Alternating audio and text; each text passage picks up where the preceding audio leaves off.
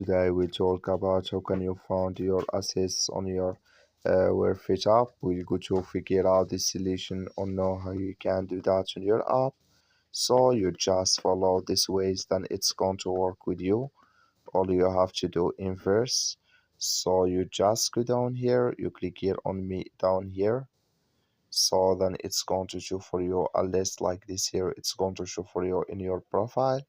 Then you go down, you just keep going down here.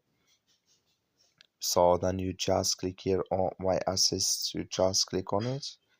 So then here you will find your assist used in here has been used or expired.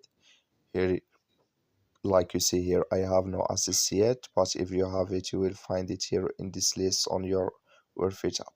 So that's all you have to do. That's all I wish you I gave it. Thank you for watching.